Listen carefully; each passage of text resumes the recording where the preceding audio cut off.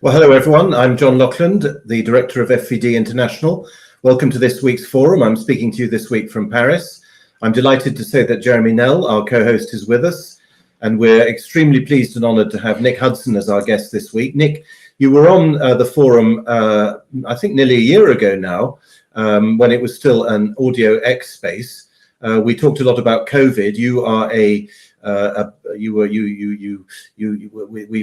discussed it because you're a big anti-COVID, anti-lockdown, anti-vaccine person. You set up a website, panda.org, I think, is that right? To provide scientific information against the COVID nonsense.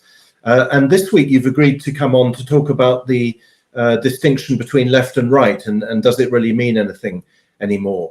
And I was absolutely delighted when this idea was put forward, because as a teacher of politics, I often find myself having to explain to my students that, for example, Mussolini was obviously originally from the Italian Socialist Party before founding the Italian Fascist Party. Everybody thinks that fascism is right-wing, but in fact its origins are very clearly left-wing. The same, to some extent, is true of Hitler, which and of Nazism, which of course is a form of socialism. National Socialism is a form of socialism.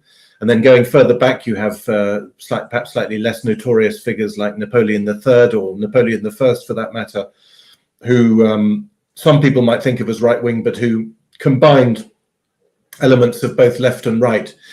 And indeed the origins, Nick, begin really with the French Revolution, don't they? When people who opposed the royal veto as the French revolutionary constitution was coming into being, the people who opposed the royal veto, rather like the presidential veto in the United States, were on the left of the National Assembly, and those who wanted to preserve the powers of the crown were on the right. And if you like, it also probably goes back even further to the fact that in the British Parliament, in the House of Commons, the government was on the right and the opposition was on the left. Tell us about the origins, Nick, of this distinction, and why you think it's an interesting subject. Thanks very much, John, for that comprehensive introduction.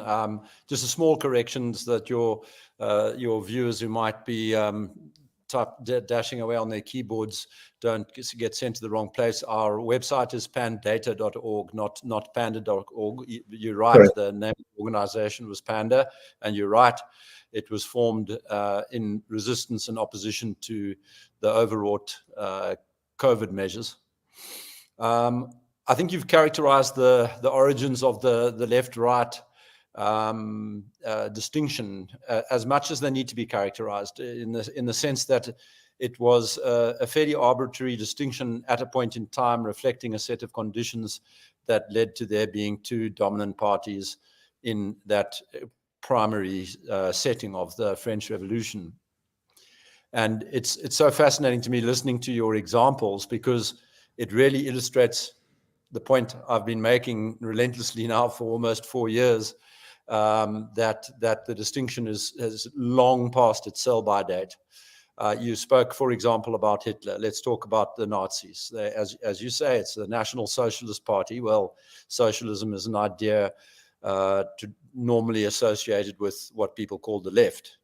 But you know, a lot of Hitler's enmity towards the Jews was wrapped up in his perception that all the Marxists were Jewish. At least that was a line he tried to sell other people, I think.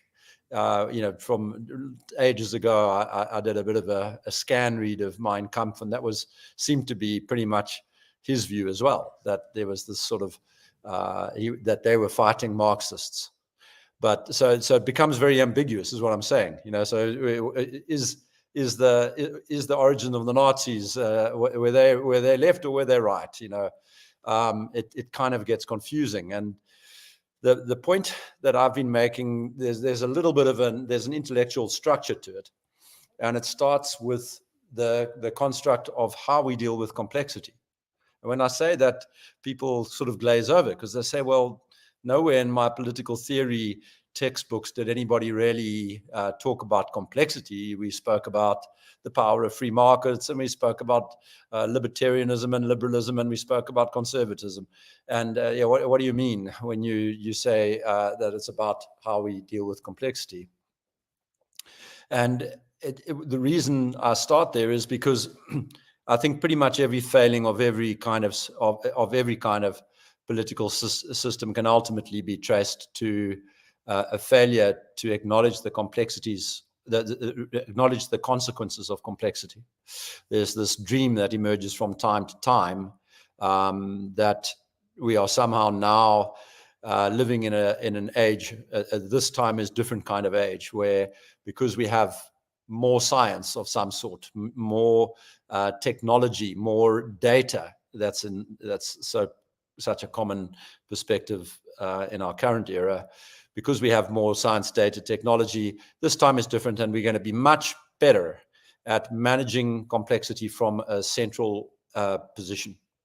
Whereas epistemological reasoning, which I believe to be very sound, teaches us that the only way in which we manage complexity is by evolutionary means.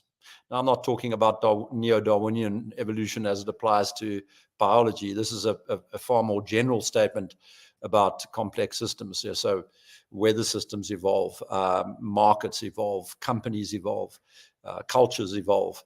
And I think that the only way that they do so in any sort of progressive sense, and there again, I'm trying to take back the English meaning of words. In other words, the only way things improve in complex systems is by an evolutionary process of trial and error on the margins.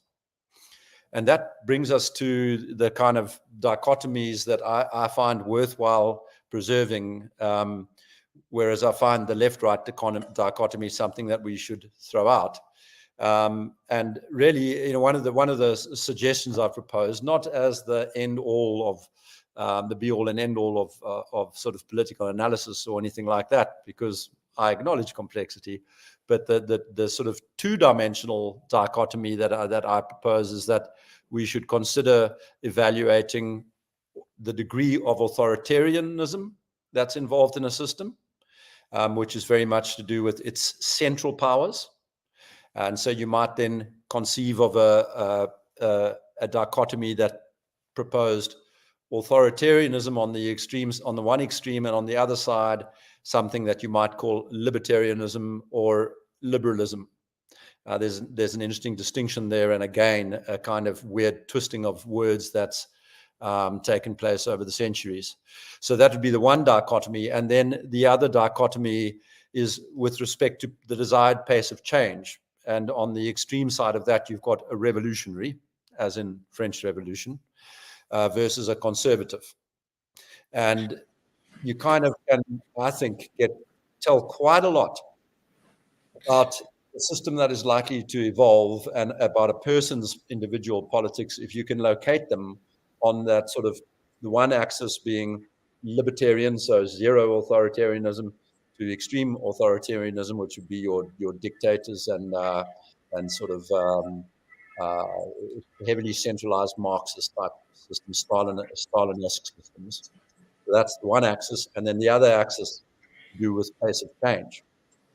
But as I understand you, you're not saying that authoritarianism is an indication of right wingness. Was that your position? Because you don't want exactly. They're right wingers. There are authoritarians on the left and the right wing. Yes, absolutely. Well, I mean, you've mentioned socialism, you've mentioned authoritarianism. The left, or the political parties in Europe anyway, and in the United States that put themselves on the left, have long since abandoned socialism. We know that the new left is completely unsocialist. They're not interested in the working class. Yeah. So I very much take that point.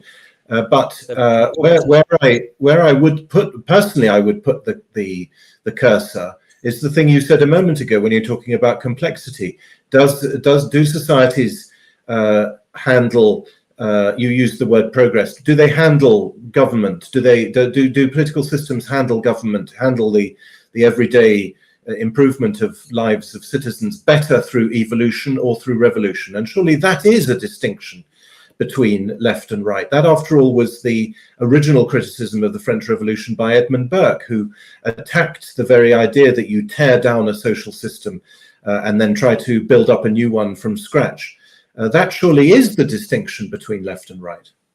Well, I think that's, if we sat and discussed that for another 15 minutes, I think we'll have a very robust conversation there, because you're correct. If we acknowledge the consequences of complexity, then we are concerned with rapid pace of change, for the same reason that we're concerned with authoritarianism, because what authoritarianism does is it prevents the necessary trial and error, conjecture and criticism that's required to make progress under conditions of complexity. And what a revolutionary approach does is it prevents the time testing that's required. Nobody knows for sure that intervention is going to work. You need to give it time and wait for results to emerge before you can conclude that it's successful. And how long is a very interesting question. In human society, it might be numerous generations. So if you take the kind of humble approach to complexity that I advocate, you will make small changes on the margin under conditions of freedom, so that many people can make many attempted innovations. And that would, I believe, logically locate you to the bottom left of that chart that I've just described, towards the less authoritarian and less revolutionary points. Yeah, but not left in the left-right sense. Well, you see, where is that in the left-right sense? Because so first point, if I'm a person who's resistant to change, then I might become authoritarian, stamping out novelty.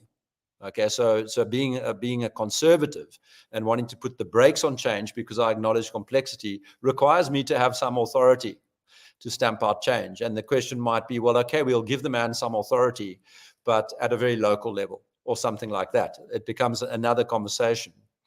And I think that's kind of illustrates immediately the value of actually tossing out the left-right story.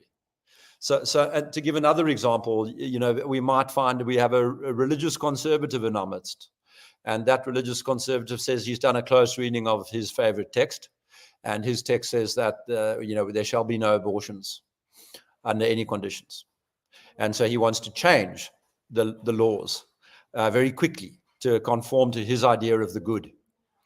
Now, what is that person? He's a revolutionary in a certain context.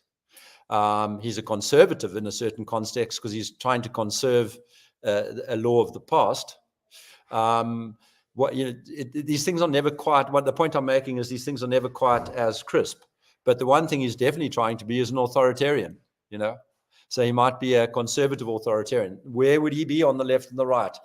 Okay, I think these days the New York Times would have no problem jumping to the conclusion that the person we're talking about is a right-winger. In fact, he's far right. He's alt-right, They would have no problem with that. But I just don't think the characterization is useful at all. Because for me, the people who are trying to impose net zero rules and carbon taxation and so on are just as authoritarian and just as right-wing as our religious fanatic over there. Yeah, well, why do we associate authoritarianism with right-wingery? Because, as we said at the beginning, there are plenty of authoritarian leaders. We haven't even mentioned Stalin, who, are not normally associated with the right.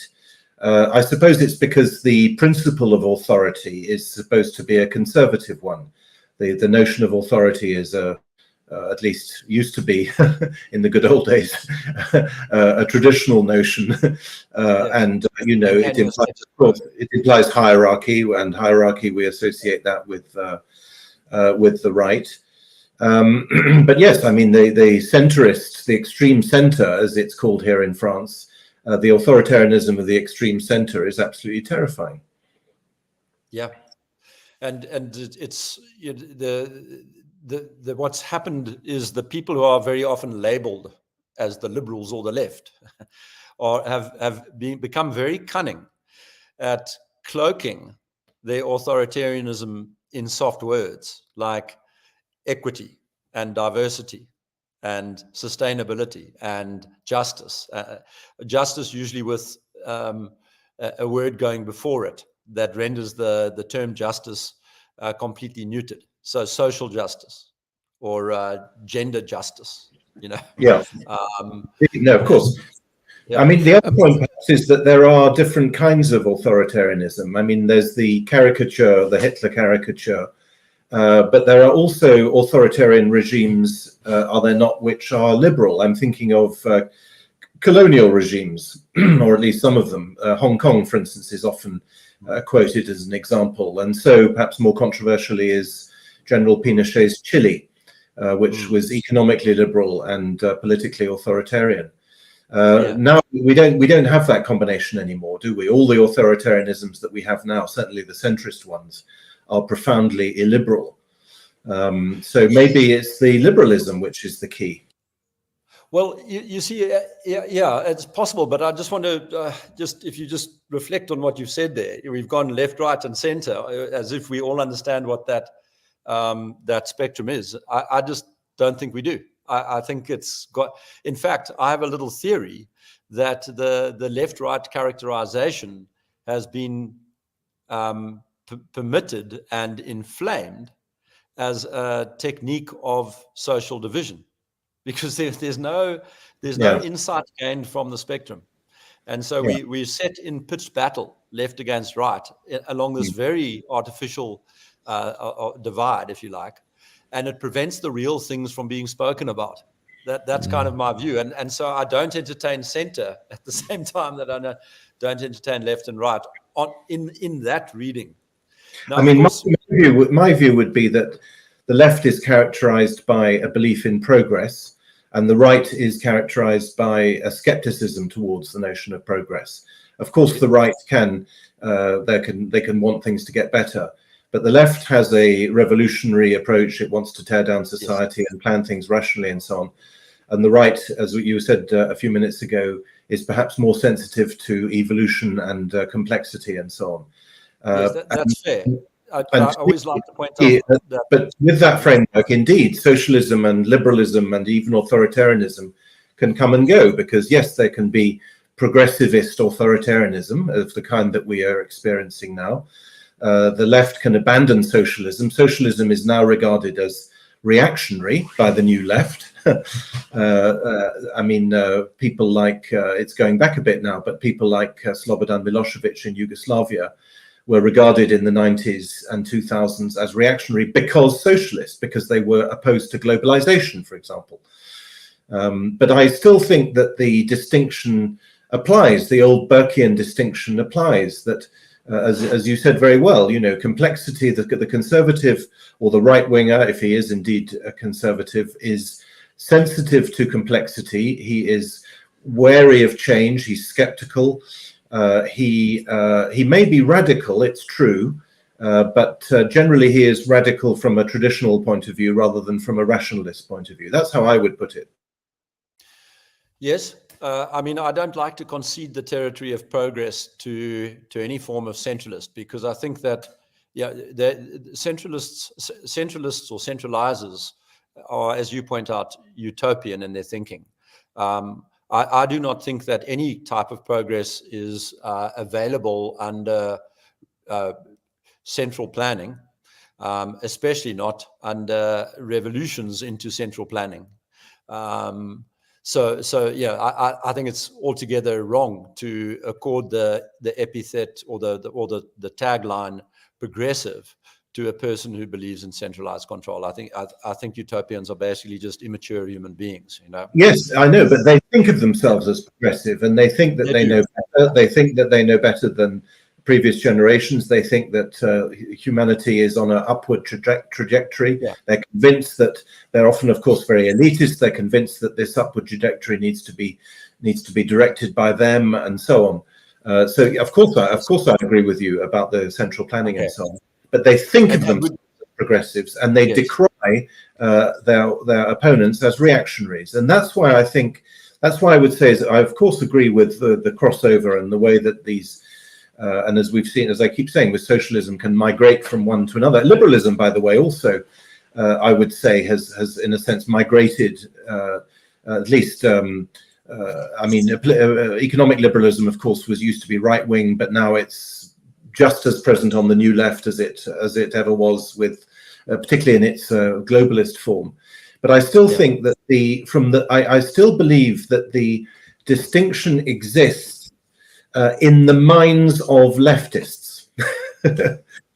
That's correct, and I think the other distinction that exists in their minds is this sort of infantile notion that over there, these people who don't want anything to improve, they're not progressives. They just want things to be the same, and to be greedy with what they've hoarded. That's the kind of simplistic caricature that I think they have for people who are in their minds on the right. And I say that in the context of contemporary European politics. So in France, for instance, where I live, we have a very confused political situation where the extreme left and the extreme right did very well in the June parliamentary elections, and also in Germany, as you know, the AfD has been doing well in regional elections, and also the leftist, essentially ultimately leftist, former member of a party called the Left, Sarah Wagenknecht, has also done well. And many people speculated that these left and right parties, extreme left, extreme right, would somehow team up. Well, it hasn't happened, even though the political discourse of the extreme right in France is actually very left-wing, objectively, because it's very socialist, very anti-liberal, and so on.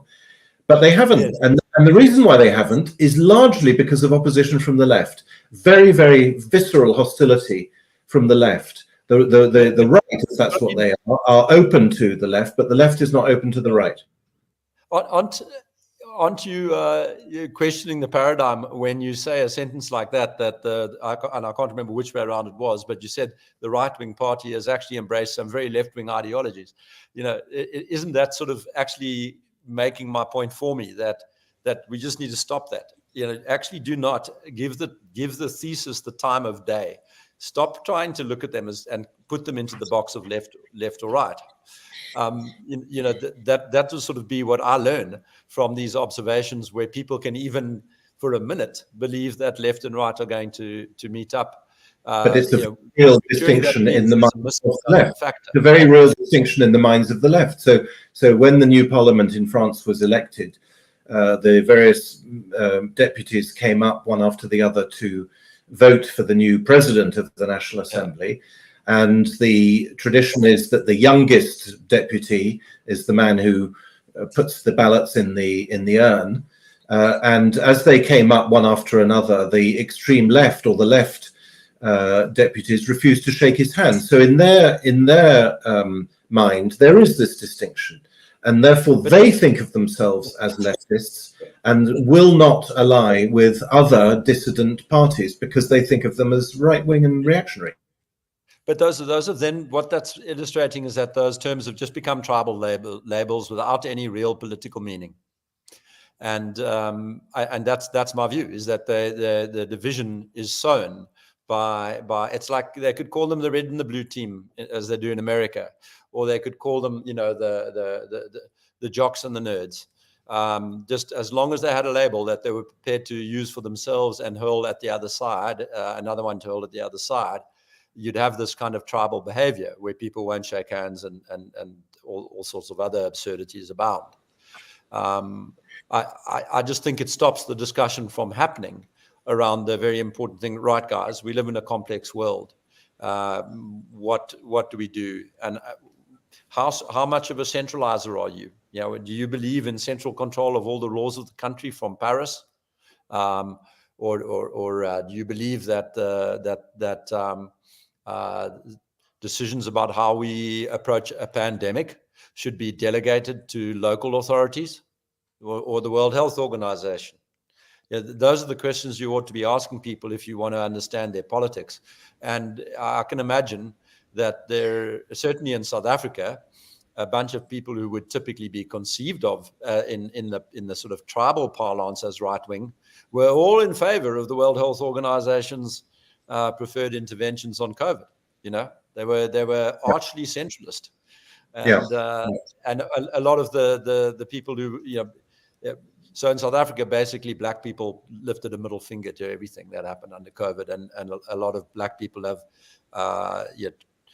for all the wrong reasons been described as left-leaning, even though they're amongst the most conservative people you can find in the world.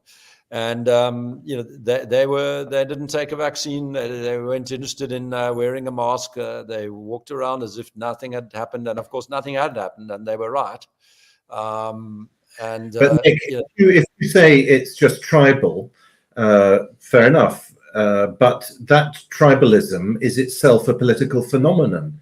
And, you've said just now very reasonably what level should decisions be taken about, what's the appropriate decision to take, and all the rest of it. That's all eminently reasonable. And I, of course, agree with it very, very wholeheartedly. But we were confronted in those COVID years by what to me is undoubted, without any doubt, a leftist reflex, a very strong leftist reflex. Leftist because based on social planning, on dirigism, on obviously a rejection of personal liberty, on top-down management, on ideology ultimately, and that ideological approach, that progressivist, self-consciously progressivist and ideological approach, rather than a practical one, to me is the definition of leftism. And that tribalism is a problem. I think there is a leftist tribalism, much more than a right-wing one. And we may deplore it, but surely it's a reality. Again, let me be devil's advocate to your example, because as I discovered to my dismay when I visited the first instance of the ARC Forum in London, a lot of the funding for that organization came from evangelical organizations in the United States who are traditionally conceived of as right-wing, and they absolutely banned any topic about COVID. Didn't want to encourage people to resist COVID authoritarianism at all. So there were no speakers addressing the biggest political phenomenon in recent years at this forum, which was supposedly about discussing the state of the world, So I'm not sure that I go along with the idea that it was a leftist phenomenon at all, or whether left is a political construct. I think that's what happens is, why was that? Just as a matter of fact, why are the evangelicals, the otherwise, as you say, conservative right-wingers or whatever, why were they in favor of the COVID measures? That's very interesting. I didn't know that. Yeah, I mean, they were and ardently pro-vax as well. So I mean, we can speculate. I would suggest that in the same way that left and right, in my view of the world, are not political labels, but artifacts of propaganda and of social division tactics. And so a lot of people around the world have become susceptible to using the terms. I think a lot of people on all parts of the spectrum became susceptible to the COVID propaganda and started endogenizing the idea that they needed to protect and care for the elderly, their own parents.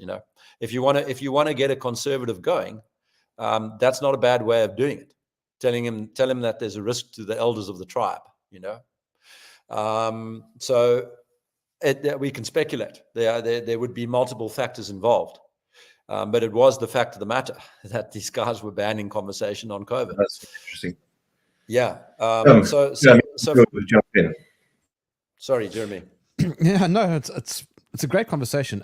Nick, isn't the left-right dichotomy also contextual in the sense that, for example, I was recently in Asia.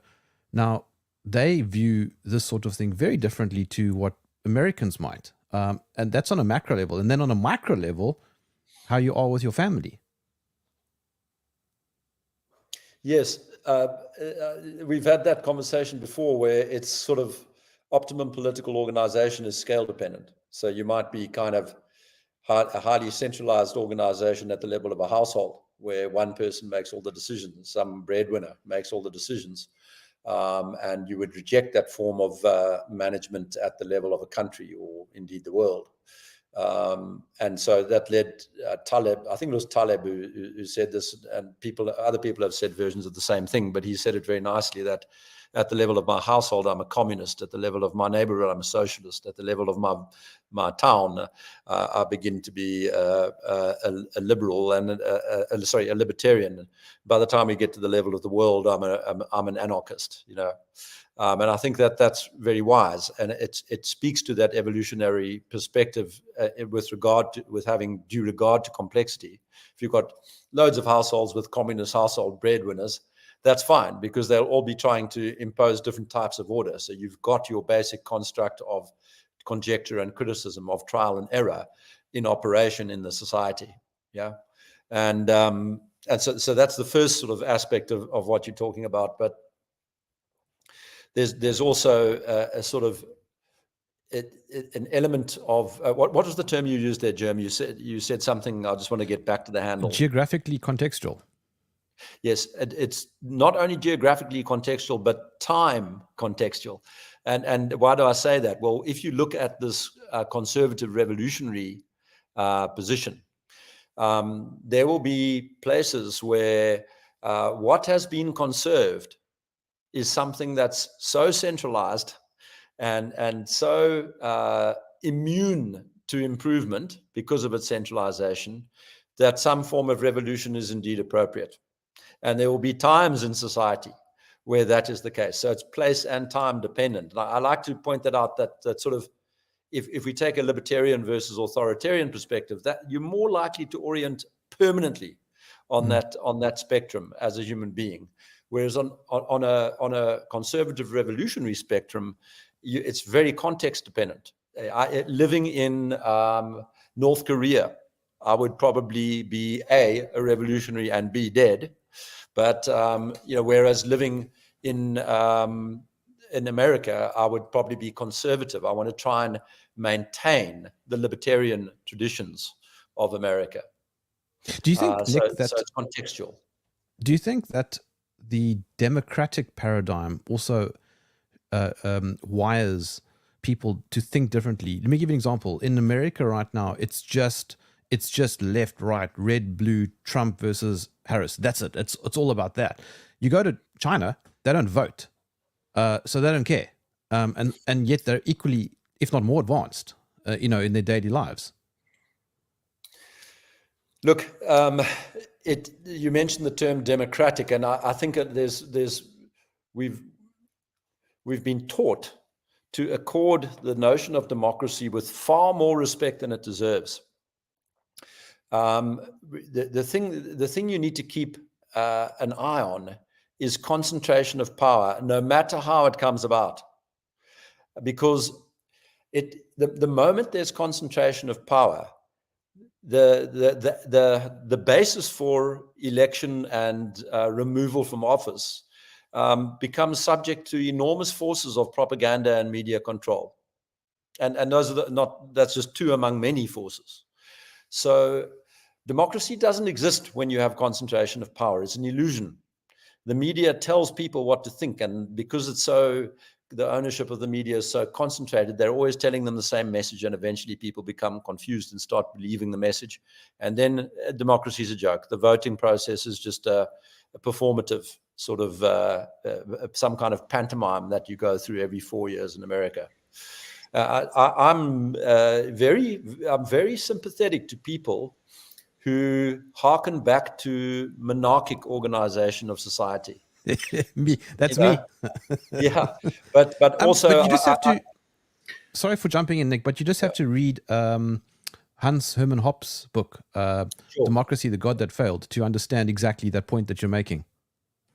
Yeah, or Bertrand de Jouvenel on power, who, of course, says that, as you know, that democracy.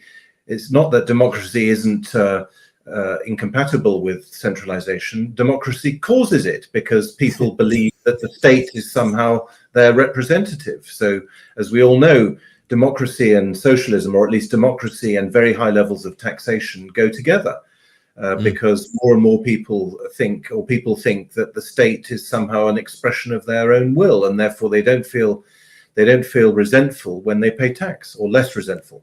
And then just to add to what Nick was saying, and to what you're saying, John, is that democracy effectively is a gateway to authoritarianism. Well, we all know that it is, because again, those historical examples that we mentioned at the beginning, those were mass movements, as was, of course, Soviet communism. They were mass movements which, of course, obviously they didn't believe in pluralism, so they didn't believe in that element of what we now call democracy, but they were very much, of course, they were mass movements. And this, by the way, has been known since Plato and Aristotle. They were skeptical of democracy for that very reason, because they knew that it, at least in its representative form, that it would lead to, well, a lot of bad laws for one thing, and indeed would open the way to authoritarianism, as of course it did in Rome. Look, I think the observation there, that's yeah, it's right, but they're missing the mediating reason. Throughout nature, you see Pareto distributions, where there's with respect to any kind of attribute and access to resources, you get this skewness in the distribution where a small percentage command a lion's share of the resources. So Pareto distributions are kind of, I regard them as almost a law of nature. What we have now are super Pareto distributions when it comes to wealth, income, and political power, exercise of speech, all that kind of stuff is now super Pareto. So it's more concentrated than you tend to observe in nature. And I think that's inherent. That part is inherent to the democratic system. If you start off with a situation where you have a Pareto distribution and then try to accord everybody one vote, what happens is it always makes sense to the politician to promise the have-nots more benefits, and thereby the state just grows inexorably. And so I don't think a shrinking state and democracy are compatible at all. And for that reason, the inevitable authoritarianism emerges. So I agree with the criticism, but I think the very important thing is that in the attempt to reverse Pareto outcomes leads to an accreting state and to super Pareto outcomes, where things actually get worse and there's more concentration of power and more concentration of ownership. And that's the toe on which all Democrats, the route on which all Democrats stub their toes.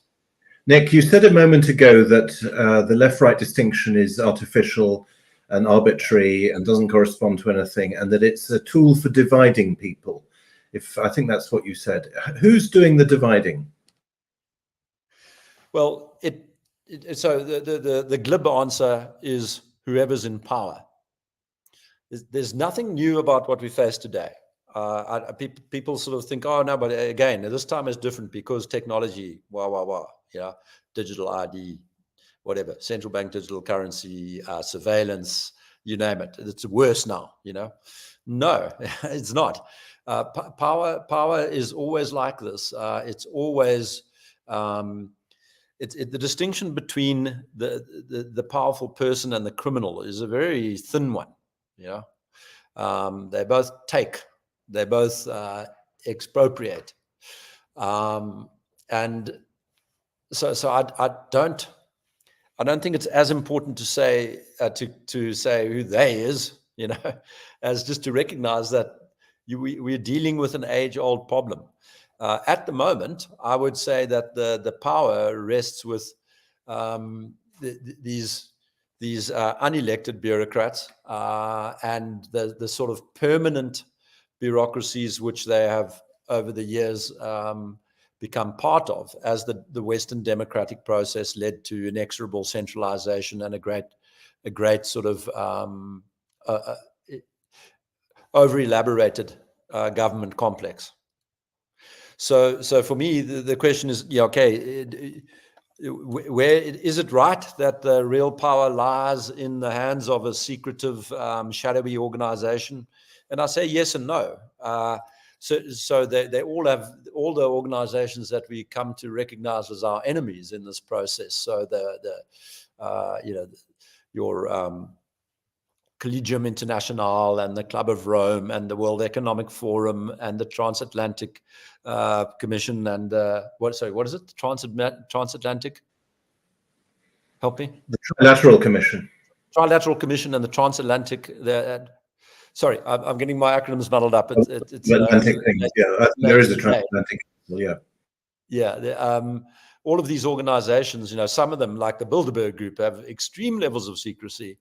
But I point out to people, the World Economic Forum that publishes all its documents also has a lot of secrecy because it doesn't ever explain what its terms mean. So the document purports to mean, on the face of it means one thing that sounds warm and fuzzy. But if you actually go and read the history of the term, they've bastardized the term in the English language, and they've been doing it for 30 years. And that little cuddly word sustainability or justice or equity means something entirely different from its common English meaning. So that's also a secretive behavior where they're sort of dog whistling to one another. This is what we're trying to do, and this is what we're going to put in front of, the CEO's ego we've puffed up by inviting him to Davos, so that he thinks he's part of a greater good kind of construct, and he's doing something wonderful for the world using his great brain and money and so on to help everybody. Meanwhile, he's actually signing up to a terribly evil project. If you don't think left and right are appropriate labels, Nick, what about the label centrist? We've just mentioned Davos and all those other groups. To me, Davos, or for that matter, Emmanuel Macron in France, or frankly any French government for the last 40 or 50 years, and indeed many European governments, they have governed from the center. So you take Germany, for example.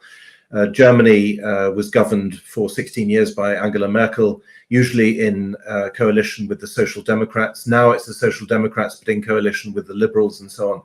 These countries have been governed from the center of what is sometimes called the center now for decades and decades. And some of these centrist governments, again, Macron is an example, Tony Blair was an example in Britain, Starmer is also partly a phenomenon. They have proclaimed themselves as a third way. Again, a bit like actually Hitler and Mussolini. They claim to bring together elements of left and right. And that's why that's partly also, by the way, why they've become so authoritarian. Do you think that's a useful label, centrism, or extreme center, as they sometimes say here? No, I don't. I think it's all rhetorical. What's struck me about politics in recent decades is how the important issues are never discussed, and all the media attention goes on to the distractions. So, and I think abortion is one of those. The fact that they've always got half of the American population talking about abortion at every election is just an illustration of how successful distraction devices are. I have views and opinions on that topic, and they would probably coincide more closely to the right than to the left in the traditional parlance. But my first view about it is I'm not going to make it my talking point, because the real important talking points are the ones that expose Tony Blair as anything but a centrist. On the important topics that Tony Blair believes in, he is, I don't have an adjective for how extreme he is. As a Fabian socialist, what he believes in doing to order the world is so extreme that he certainly does not deserve the centrist label. So he will have collected together a nice bunch of fluffy talking points that he's going to put in his election manifesto back in the, when was it, the early 90s, right? Put in his election manifesto, and the bureaucracy is going to support him in making those the talking points.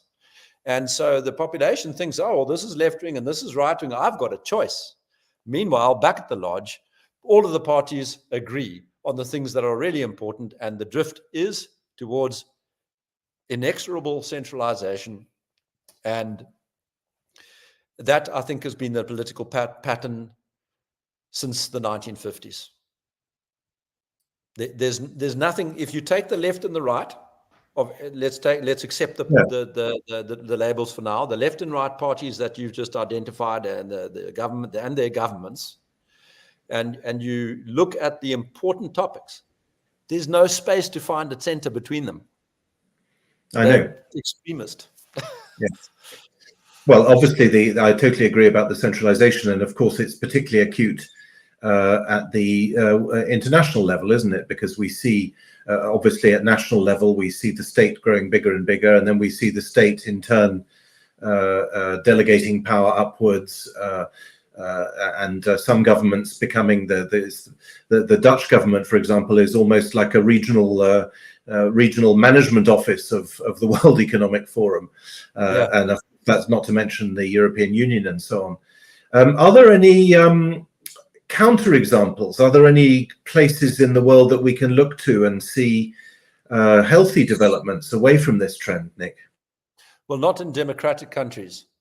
I think there's you can maybe look at infant democracies, so the ones that spawned from the collapse of the Soviet Union, for example. My favorite example there, owing to a friend who's become an investor in that country and has told me a lot about it, is Serbia.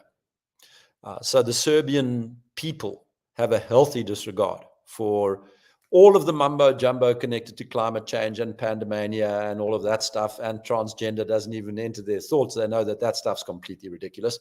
But I understand this is what Serbians are like, very based, as he describes them.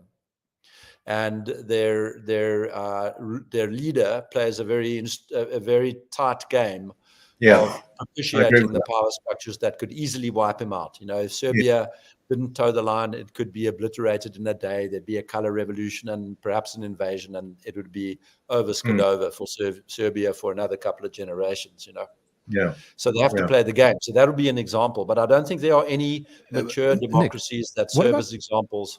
What about our own country? I mean, we're a fairly infant democracy, so to speak. Yeah. And without it ever appearing on anybody's election manifesto, their plans are afoot. Just I can see up the coast here from Cape Town, plans are afoot to implement 15-minute cities. This was never discussed. Where did that come from? Our COVID laws, you know, we've FOIA'd government to see where the minutes are, to see how those laws came about. We FOIA them on all of these important decisions, and there's no discussion because it comes from the outside. And so I've realized that it's not just bribery, it's hush money that's passed around. You know, you get offered the position of power and a wonderful, lucrative life with a big state pension and so on. But you get offered on the proviso that you're not going to open your mouth on the following topics. You'll just go and implement them. What are those topics? Well, it's all the ones that you never see on the election manifesto. It's the digital IDs that we and the central bank digital currencies and the sort of disinformation laws, the hate speech laws, as they're called in South Africa. These are the things that nobody really puts on a political manifesto, and none of the oppositions contest them. They're all, yes, we've got to stop disinformation. That's everybody agrees on that now. The national health, centralization of healthcare in South Africa. It's just, you know, it gets like a little, you know, a sort of an adjustment on the margins as a policy revolution from the opposition parties, because they're squared away with hush money from the same people. You know, there's no difference. That's my point. South Africa's not. Is sort of possibly of the same age as the post-Soviet democracies, but we have this rather strange position where the ruling elite, which is still very much the moneyed people in this country who happen to be white, that ruling elite has lived under a sense of democracy for much longer. You know, their experience of life before the end of apartheid was that they could vote and that they could choose their leaders and so on. So they've lived in that sort of soup of self-delusion for many decades. And I think that makes the South African case somewhat different. The power brokers all go in. We've got Davos Man is a very old construct. You can see, you look at any corporation in South Africa as Davos Man. I don't think the same is true for Serbia. There's a very good piece, which I would invite everyone to read if they haven't read it, by a guy called N.S. Lyons, The China Convergence. He has a Substack, and he delves into a lot of this. The China Convergence, in his view, is the drift of modern societies towards managerialism, essentially. He may not be right, by the way, about China itself, but we sort of more or less know what he what he's referring to. And he talks about what he calls the managerial doom loop, which goes back to what you were saying, Nick, about complexity. So the instinctive reaction, the belief that complexity needs to be managed, so with more managers, and then that itself generates complexity. So you get into a situation where the more managers there are, the more managers you need, and so on. But he's also very good on, he's very good on the anthropology as well. And this, I think, is for me was anyway. Well, there are many takeaways from his piece, but you've just talked about the 15-minute cities and so on.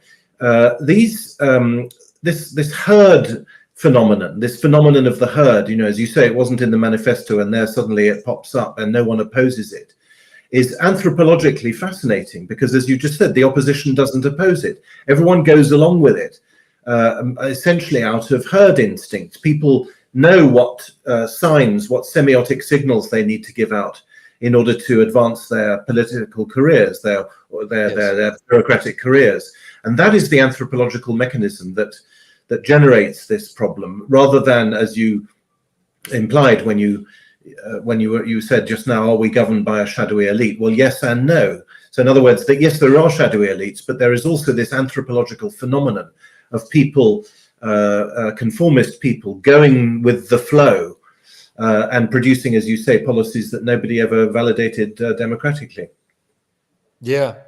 I mean, I'm very pleased to hear you mention NS Lyons, and I think he's worth another plug. In fact, in 2023, and I forget precisely which article it was, I gave him my Article of the Year award. I'm a big admirer of his thinking, and so I'm so pleased to hear you advertise it. His Substack is one of my favorite follows. But sorry, let's just re-anchor at this kind of Now, all of those political parties serve at the pleasure of the same quangos. None of them. They all know that they don't get anywhere if they do something that contradicts somebody on that menu of Gates Foundation, Soros, and the National Endowment for Democracy, the CIA cutout organizations. They're very important. You don't want to go against them. They know that if they go against those organizations, their political careers and possibly even their parties are over.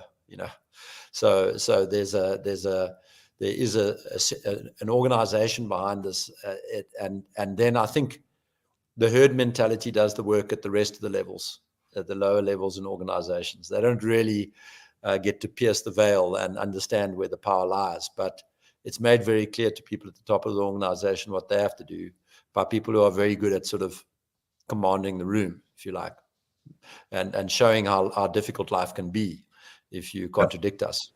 And then those people at the tops of the organization set a tone which the lower down or people who basically go along to get along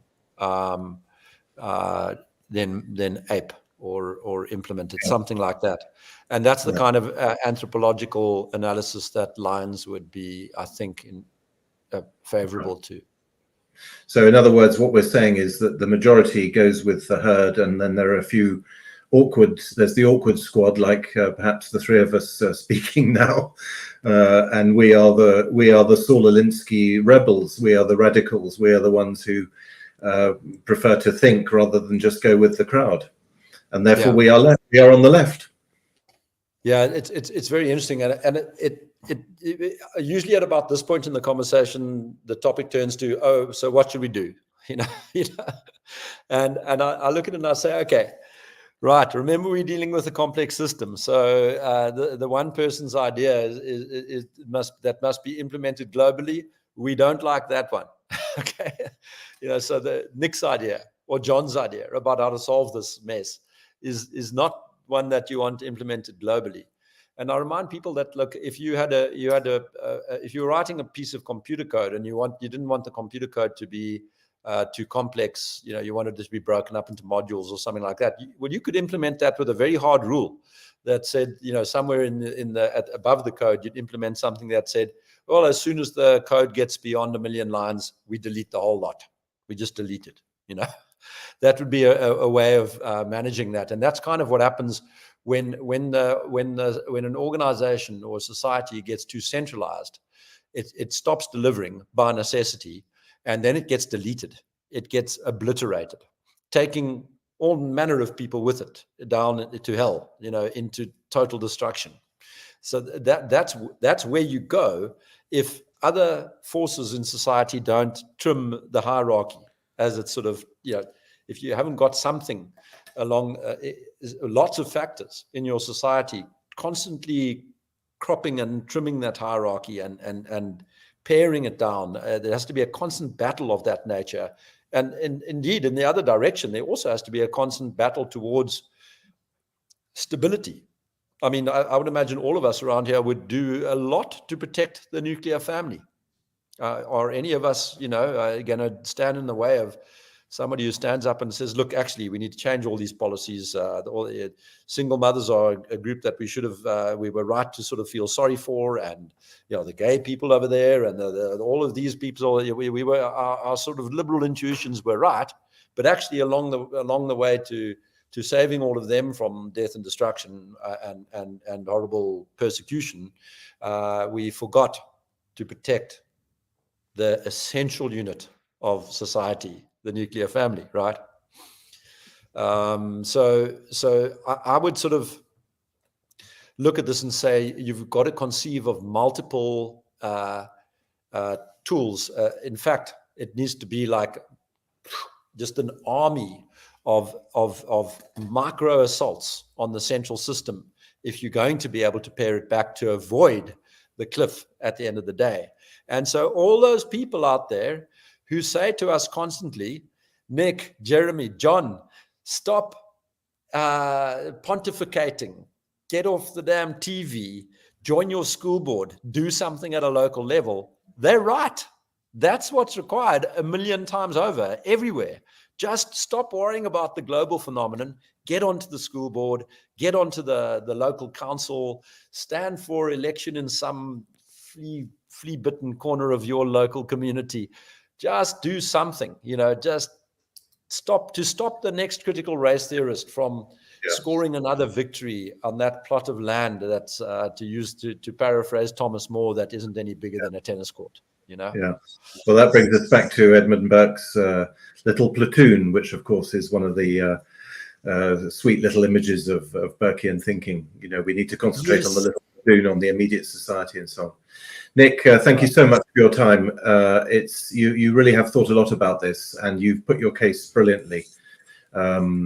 Maybe even I will stop using the label now. You've been very kind with your time. I know that you've just come off a plane. Thank you very much indeed, Nick, and thank you, Jerm, for co-hosting, and thank you to our listeners and viewers. And we look forward to welcoming you again at the same time next week.